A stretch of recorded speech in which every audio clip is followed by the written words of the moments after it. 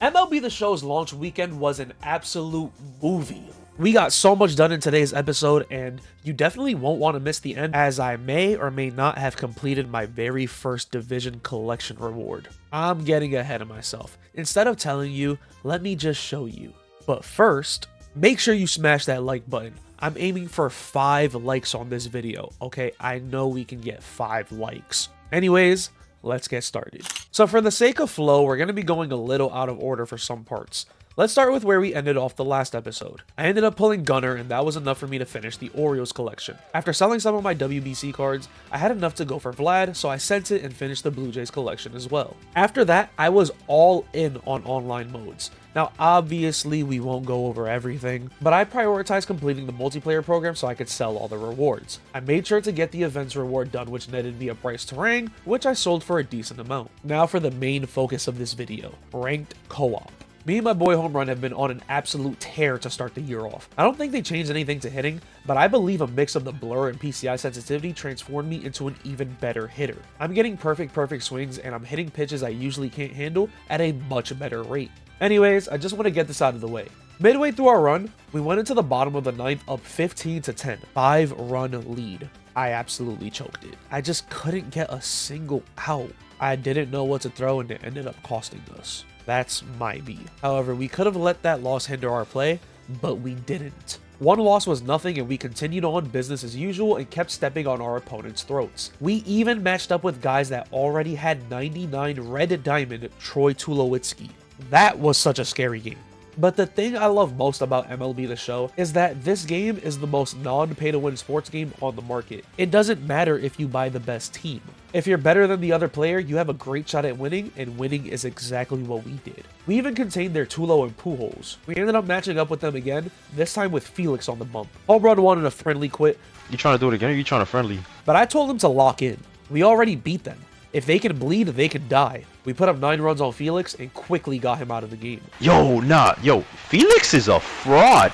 The other team wasn't bad though. They punched us right back and scored 9 of their own, but we had enough and went on an absolute run and ended up mercying them 20-9. Now for our biggest game of the run. We had Crochet on the bump, which is who I believe is my best pitcher, but not this game. Their first 2 batters got on base, and Ken Singleton blasted one over the monster. We got out of the inning but couldn't counterattack. So now the second inning comes and Home Run is actually pitching well until with 2 outs. Lou Boudreau with very minimal pop sends one over the monster. Lindor then gets on with a hit up the middle, and once again, it's Ken Singleton making us pay with a 3-run shot. The third inning comes around and they're still running up the score. They go up 8-0 and we're now entering mercy territory.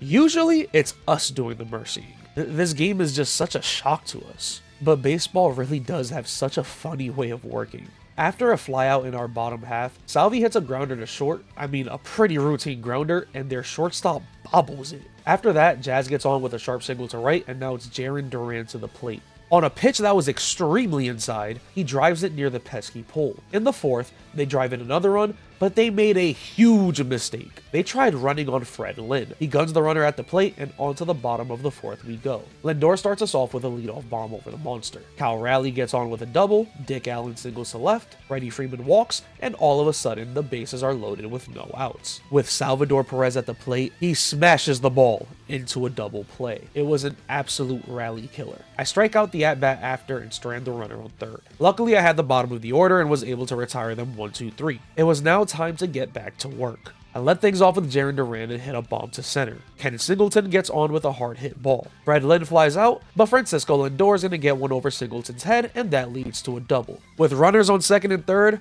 Cal Raleigh strikes out swinging, and Dick Allen gets out on a weak swing. We scored, but we squandered another opportunity. They end up getting runners on the corners with 1 out, and with Kenley Jansen on the bump, J-Ram hits a hard one to 2nd, giving us the double play ball we needed. Our first 2 batters get out, but Home Run gets on with Jazz. Now, if you know me, you know that if I have an opportunity to do something with Jarren Duran, usually it's gonna go my way. And so Duran rips a double to right, and the lead is now cut down to 2. We get out, and while yes, we're closing the gap, time is running out. We get out of the inning 1-2-3, and Fred Lynn is going to lead off the inning with a bomb. And just like that, we're only down 1.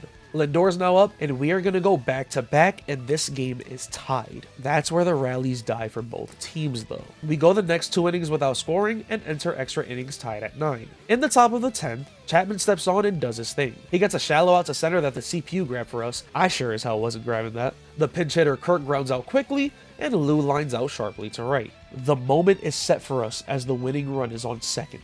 From down 8-0, we have a chance to end it here. Salvi flies out to center, giving Jazz, who is a home run shy of the cycle, a chance. After an ultra-competitive at-bat, Jazz gets walked, allowing me to bat with Jarren Duran. On a 2-1 pitch against the lefty, Duran singles to right. And now, after taking the first pitch, Ken Singleton hits one into the gap in right center, and the game is over.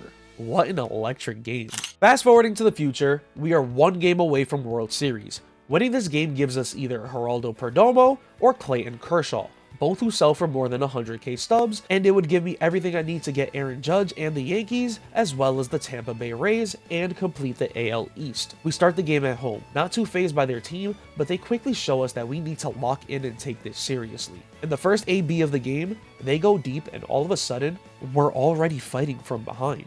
That ended up being their only run, but when it was our turn to bat, we get kinda shafted with a perfect out and a sharp liner on a really good swing on an inside sinker. In the second inning though, with 2 outs, we get back-to-back doubles to score 1, and then Jazz goes deep, giving us a 3-1 lead. They then counterattack with a 2-run bomb and a back-to-back shot, which leaves us down 4-3. We don't do anything back, and they lead off with a Mookie Betts blast. We are now down 5-3.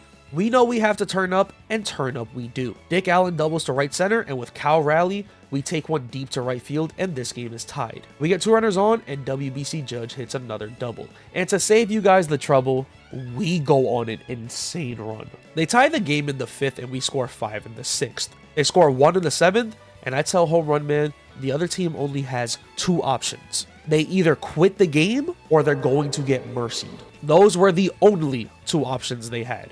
In the 7th, we continued our tear and went up 9 runs, and just like that, they made their choice. They quit the game, and we became World Series champs. I sell my Perdomo reward along with some other cards and stack up enough stubs. I also open packs that I've earned along the way and pull Cody Bellinger, helping my Yankees cost. I finally get enough stubs to get both the Yankees and the Rays, and this really cool animation plays, and I receive my reward for completing the AL East, Dustin Pedroia. This team is starting to look scary, and early access isn't even over. I'm going to spend time on another video gathering some extra rotation depth from Team Affinity. However, expect my entire solo World Series run sometime coming this week. Remember to like and subscribe, and I'll see y'all in the next one.